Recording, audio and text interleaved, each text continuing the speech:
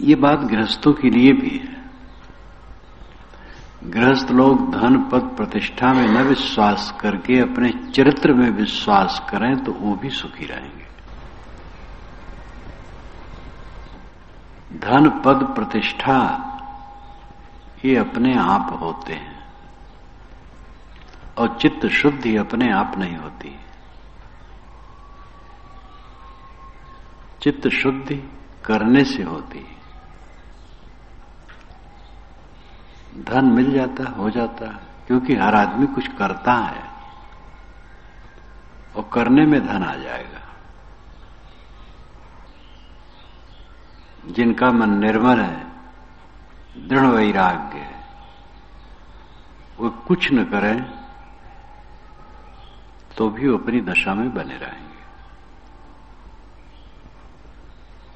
लेकिन सामान्य साधक अगर कुछ काम न करे तो मन का विकार उठाए और धरेगा। हर समय पढ़ भी नहीं पाएगा, ग्रंथ हर समय थोड़े पढ़ पाएगा।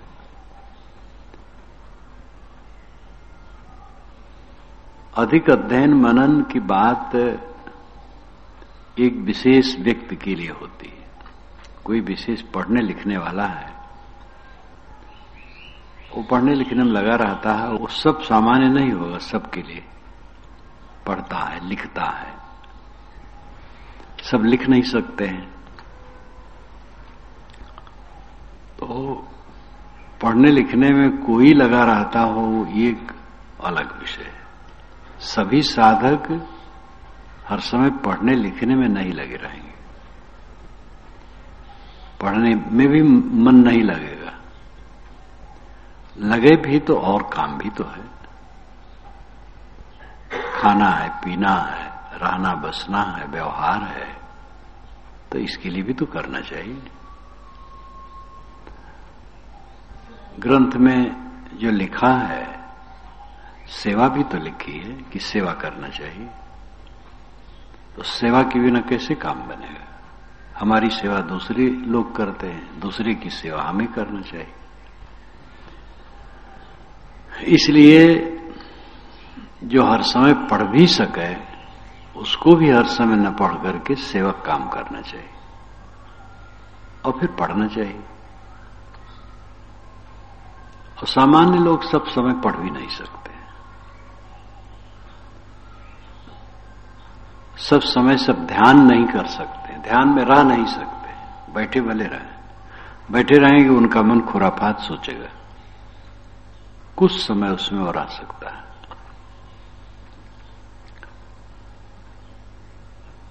परिश्रम सबको करना है, श्रेणियां अलग अलग हैं। सब अन्न नहीं कमाते हैं, अन्न कमाने वाले किसान होते हैं। ये निश्चित है कि वो बुनियादी चीज है। अन्न भर मिल जाए तो कपड़ा भी न मिले तो गुजर हो सकता है। कभी कहा जाता है कपड़े लोग नहीं जानते थे, नहीं पहनते थे, ठंडी में आग से निपटते थे। तो अन्न बुनियादी चीज है, उसके पश्चात वस्त्र है, उसके पश्चात छानी है, कुछ छाया चाहिए। अन्न किसान पैदा करते हैं, लेकिन और काम भी है जो सभी विभागों में हो रहा है। वो सब कृषक हैं। कृषक का अर्थ है खींचने वाला, जो कर्षण करे वो कृषक है, खींचे। अध्यापक बच्चों की विद्या शक्ति को खींच करके उसके मन मस्तिष्क पर ला देता है। गुरुजन आध्यात्मिक शक्ति को, शिष्यों की आध्यात्मिक शक्ति को खींच करके उनके मन चित्त पर ला देते हैं। पुलिस विभाग है, समाज की रक्षा कर रहा है, कानून है, कायदे हैं, नाम कहां तक लिया जाए, सब कुछ करते हैं, इसलिए सब खाने के अधिकारी हैं। तो करना तो सबको है। साधु संत करते हैं, परोपजीवी साधु होते हैं, ये भूल है ऐसा कहना। परोपजीवी क्यों होते हैं? पर उपजीवी, परोपजीवी, पर उपजीवी, यानी दूसरे के आधार से खाना, दूसरे के आधार से जीना। दूसरे के आधार से कोई नहीं जीता, सब अपने आधार से जीते हैं। संतों का काम ऐसा है जो बहुत बड़ा है। अपने को साधें और दूसरे को उसका उपदेश करें। अध्यापक सांसारिक विद्या पढ़ाता है और संत आध्यात्मिक विद्या पढ़ाते हैं। सांसारिक विद्या से सांसारिक ज्ञान होता है और कामधाम में सुविधा होती है, लेकिन सबका फल क्या है? दुख की निवृत्ति, और उसका उपदेश संत करते हैं। तो ये परोपजीवी क्यों है? शंकराचार्य परोपजीवी थे, बुद्ध परोपजीवी थे, महावीर परोपजीवी थे, जिन्होंने जीवन भर समाज की सेवा में अपने को लगा दिया। तो बिना जाने समझे जो परोपजीवी लोग कह देते हैं संतों को, उनकी भूल है। हाँ, अब कोई निकम्मा है तो कहीं भी है, वो गलत है। सर्विसमैन है, दुकानदार है, साधु है, पुलिस है, कोई भी है, निकम्मा है, वो गलत है। निकम्मे की बात नियम नहीं है, अपवाद है, वो घृणित है। नियम यह है कि सब आदमी हर जगह कहीं भी रहे श्रमशील हो। साधक को भी श्रमशील रहना चाहिए, अपने काम में पीछे नहीं रहना चाहिए। चित्त की शुद्धि पर साधक को विश्वास करना चाहिए और मानव मात्र को विश्वास करना चाहिए। मानव मात्र सुख पाने का इच्छुक है। सुख चित्त की प्रसन्नता है। चित्त की प्रसन्नता चित्त की निर्मलता में निहित है, और चित्त की निर्मलता उसको नहीं होती है जो भोग में विश्वास करता और धन में विश्वास करता है। धन का उपयोग अलग विषय और धन में विश्वास अलग विषय। धन बढ़े ये चिंता, बढ़े तो बना रहे, खर्च ना हो। धन से हम बड़े होंगे, ये धन में विश्वास गलत है। कभी भूखा रह जाना पड़े, इसमें बदइज्जती नहीं है, लेकिन हमारा शील न रह जाए, शांति न रह जाए, चित्त की शुद्धि न रह जाए, तो हम बेकार हैं। साधु के लिए है और गृहस्थ के लिए भी है। चरित्र सबसे बड़ी चीज है, चरित्र से ही शांति मिलती है। पद में विश्वास लोग करते हैं, पद बड़ा हो जाए तो ठीक। पद दुनिया की उपाधि, पद में रहना पड़ता है। काम करने के लिए पद में रहना अलग विषय है और पद में विश्वास करना अलग विषय है। कितने लोग पद में हैं और उसमें विश्वास नहीं है, केवल सेवा करते हैं। श्री काशी साहब अधिकारी बनाए गए, जो आए उनका तेज लोग देखे, बुरहानपुर के संत, हर बात सब ठीक, तो उनको अधिकारी बनाया गया। उन्होंने स्वीकार लिया और सेवा की। एकदम गतिशील रहते थे, वैराग्यवान और गतिशीलता दोनों, कर्म और वैराग दोनों की पूर्णता। फिर महंत बनाया गया, वो भी नहीं कही महंती नहीं लूंगा, अनिच्छा किए होंगे, ऐसी कुछ हिस्ट्री नहीं लिखी है, क्योंकि ऐसे पुरुष तो कुछ चाहते ही नहीं है। किंतु सेवा के लिए उन्होंने स्वीकारा, थोड़े दिन रहे और महंती नहीं भोगे, सिपाही रहे, अंत में छोड़ छाड़ के चलते। और वो भी ऐसे नहीं, इतनी कुशलता से कि सिंध खेड़ा के महंत छोटे बालक साहब, उनको महंती दे दी बुरहानपुर आश्रम की, दोनों एक हो गए। वहां 1000 बीघा जमीन थी, अब तो 500 बीघा है, बीघा या एकड़। तो दोनों एक हो गया, अपना चल दिए। ये विवाह की भी कुशलता, एक हो जाने से वहां की आमदनी यहां आने लगी। संतों की सेवा में वहां संत नहीं रहते थे, ऐसे साधारण वहां थोड़े लोग रहते थे, महंत थे बड़े, धन था। और यहां धन नहीं था, संतत्व था। दोनों एक हो गया तो वहां से सेवा यहां होने लगी। अब अपना चल दिए, और चल दिए वो कभी नहीं गए, शरीर छूट गया। उनको आत्म कल्याण में विश्वास था, चित्त शुद्धि में विश्वास था, अपने में विश्वास था। और रिगार्डिंग में क्या गाया जाता, आज भी गाया गया, तन है माटी धन है माटी, जो कुछ है नूरानी ज्योति है। तो ये सब गाया जाता है, सुना जाता है। ऐसे गाने और सुनने भर के लिए नहीं है, जीवन में चरितार्थ करने के लिए।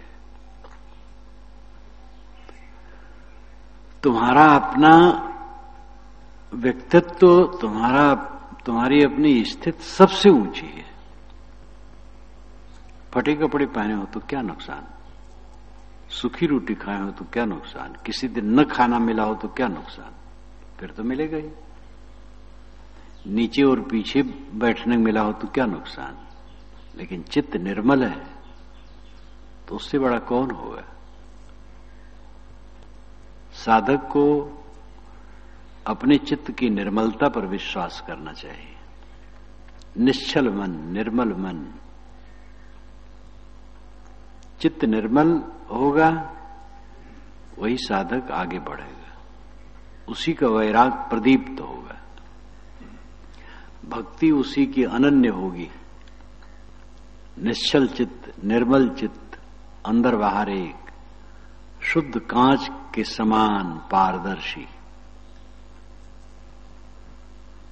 वो अपना आप अमृत होगा और दूसरे के लिए भी अमृत होगा।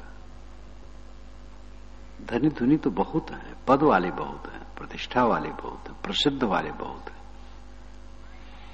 लेकिन निर्मल व्यक्तित्व वाले जो हैं वे विश्व के लिए वरदान है, समाज के लिए वरदान है। त्रैलोक के पावन सो सदा जाकी दशा ऐसी भई, ये गोस्वामी जी ने कहा। अनुराग जे निज रूप सो जगते विलक्षण देखिए, संतोष सम शीतल सदा दम देहवंत न पेखिए, निर्मल निरामय एक रस ते हर शोक न व्यापई, त्रैलोक के पावन सो सदा जाकी दशा ऐसी भई। अनुराग जो निज रूप से जगते विलक्षण देखिए, निज रूप से जिसे अनुराग है वो जगत से विलक्षण रहता है। संतोषम शीतल सदा, वो सदैव संतोषी रहता है, शीतल रहता है, सम रहता है। दम देह अंत न पेखिए, दम इंद्रियों पर संयम रखता और देह अभिमानी नहीं होता है। निर्मल निरामय एक रस्ते हर शोक न व्यापी, निर्मल रहता है, निरामय, मैल रहित, रोग मानसिक रोग रहित। एक रस ते हर शोक न व्यापी, उसके मन में हर शोक नहीं व्यापते। त्रैलोक के पावन सो सदा, वो सदा त्रैलोक को पावन करने वाला होता है। जहां रहता है मानो सबको पवित्र करता है। जाकी दशा ऐसी भई, जिसकी दशा ऐसी हो जाती वो धन्य है। अपने व्यक्तित्व में विश्वास करो, अपने व्यक्तित्व को उठाने में विश्वास करो।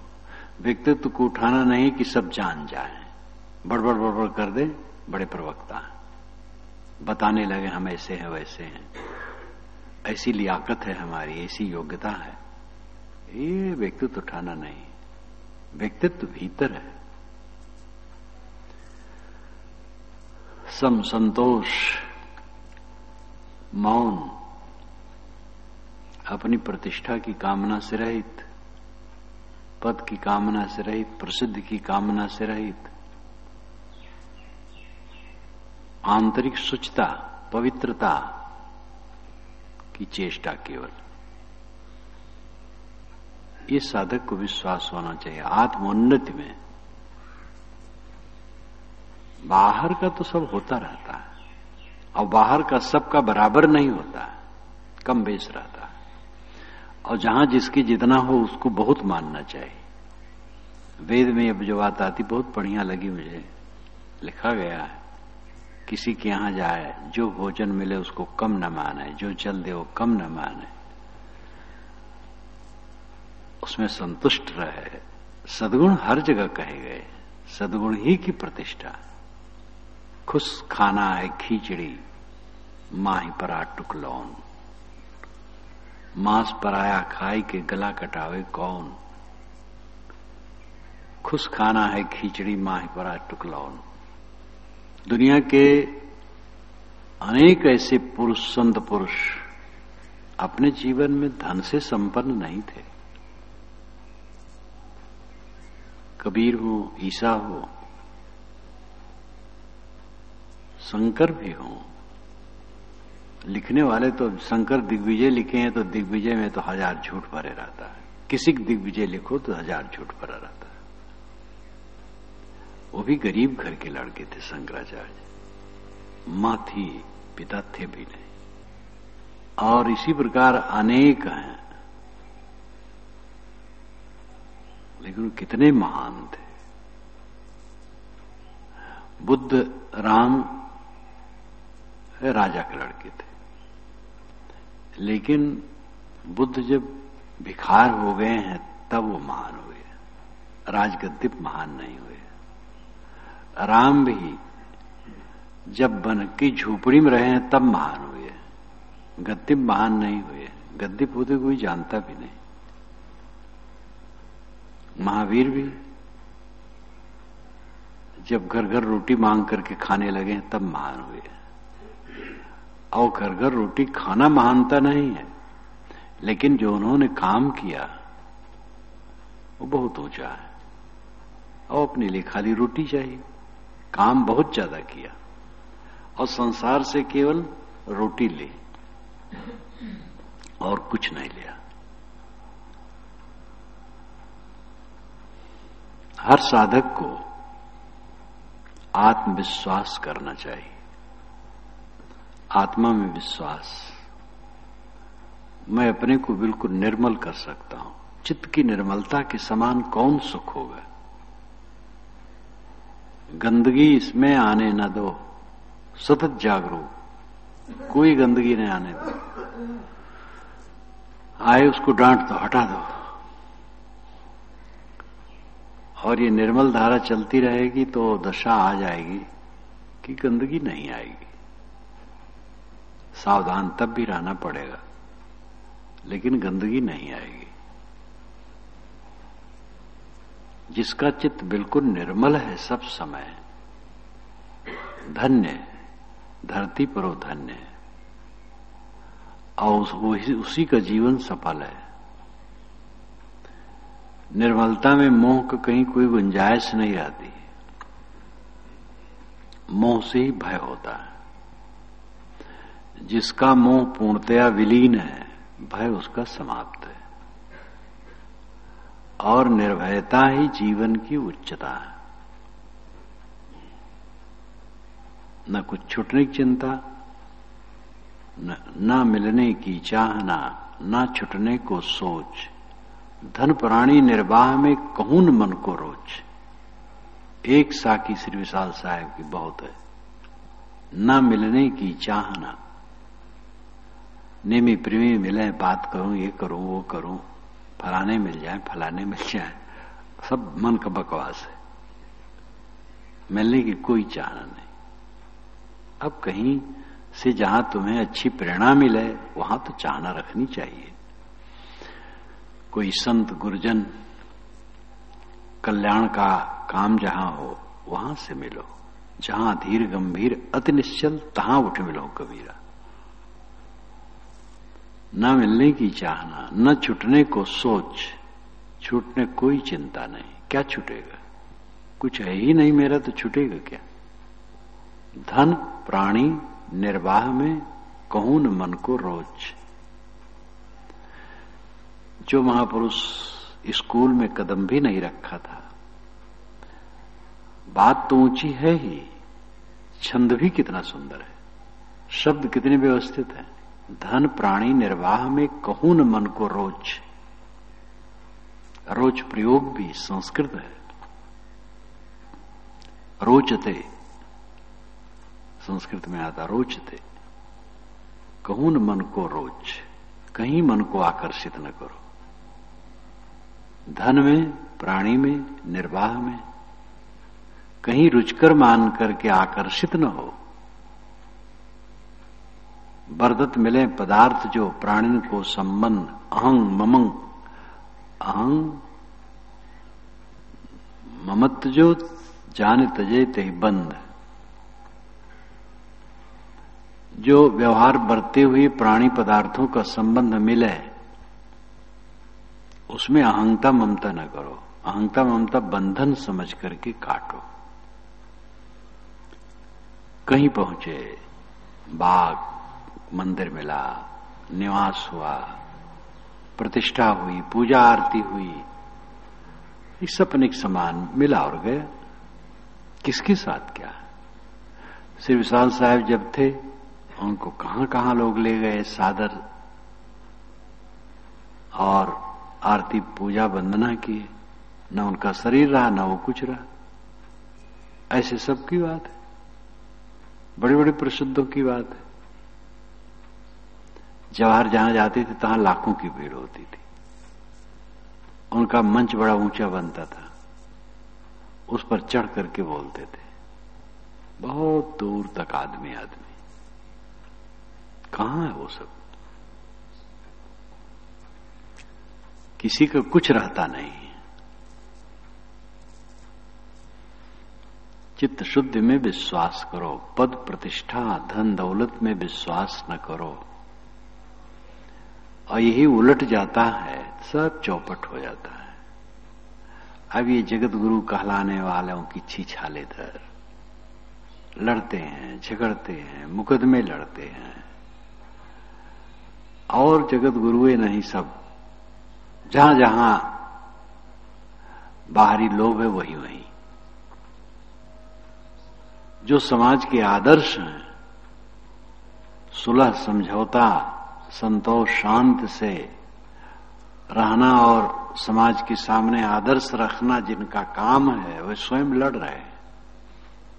वे स्वयं धन के लिए चालाकी कर रहे हैं। तीर्थों में ऐसी ऐसी जगह हैं जहां खूब चालाकी। आपके नाम से पेड़ लगवा दे, 5 पेड़ आपके नाम से लगवा दिया गया, 5 जगह आपका बोर्ड टांग दिया गया। दूसरा आया तब तक वो बोर्ड हटा दिया गया और उससे बोर्ड, उसके नाम से बोर्ड लगा, उससे पैसा ले लिया गया, उसके नाम से भी बोर्ड तो ही टांग दिया गया, पहले वाला बोर्ड हटा दिया गया। और कई कई चालाकी है। अब क्या है, क्या वो संतुष्ट जीवन निभाएंगे? क्या होगा? वो पैसा न आवे तो क्या हर्ज है? पैसा आवे विवेक से हो। छल छद्म जहां है वहां क्या रहा?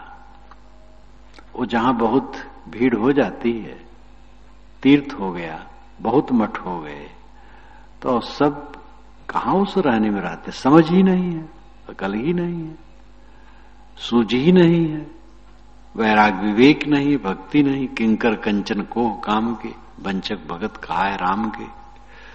गोस्वामी जी ने भी कहा, विवेकवान तो हर जगह होते हैं, और कहने वाले कहते हैं और रहने वाले रहते हैं। परंतु जहां भीड़ है तहां फिर दलाली और सब प्रपंच। जो रहेगा वो कहेगा, जो नहीं रहेगा वो नहीं कह पाएगा। जब रहने में नहीं रहेगा तो कह कैसे पाएगा? जो धन के लिए जादू मंत्र करेगा, पुत्र धन देगा, निरोगिता देगा, वो क्या करेगा? क्या आचरण करेगा? वो क्या बोलेगा? क्या निर्णय देगा? कल एक नवयुवक गया वहां, दंडवत पड़ गया। हमारा कैसेट खूब सुनता है,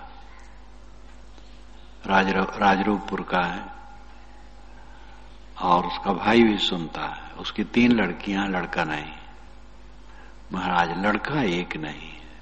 अरे हम कहे लड़के क्या जरूरत, 3 लड़कियां क्या, ही बहुत गलत हो गया, एक काफी थी। माता पिता कहते एक लड़का होना चाहिए, उनके मूड है, कुछ नहीं जानते। मैंने कहा किसी के कहने से लड़का नहीं होगा, कहीं फंसना नहीं, जो तुम्हारे पास है वो भी लुट जाएगा। अब फंसाने वाले तो तुरंत बेटा हाँ आओ, लड़का क्यों नहीं होगा। अरे ऐसी इसी मधुर भाषा उनकी होती है कि फंसाए जाल में और जो उनका है वो भी लूटते हैं। बाबा लोग झोली में लड़का लिए रहते हैं, बाबा लोग ईश्वर से लाइसेंस ले आए हैं, वह बच्चे दे सकते हैं। तो इतनी जालसाजी, इतना प्रपंच है।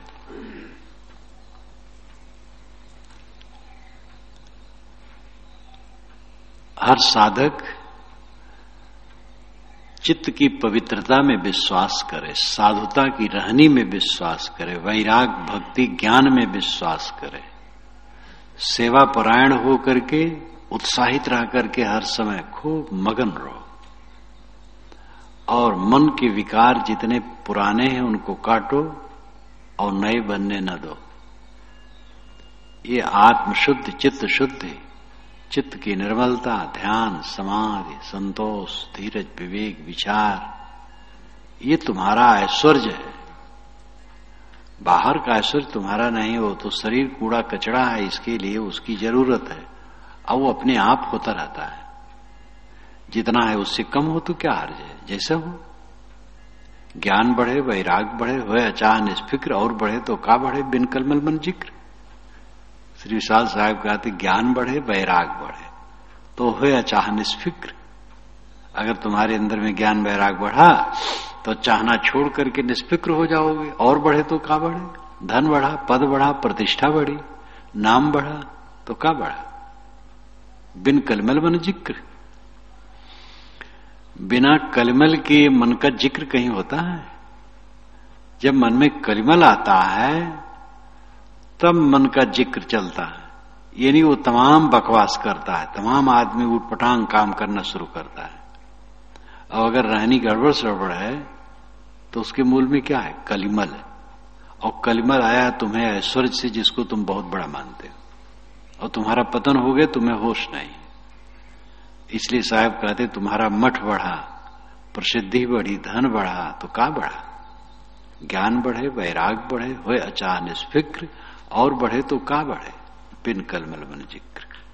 इसलिए सावधान।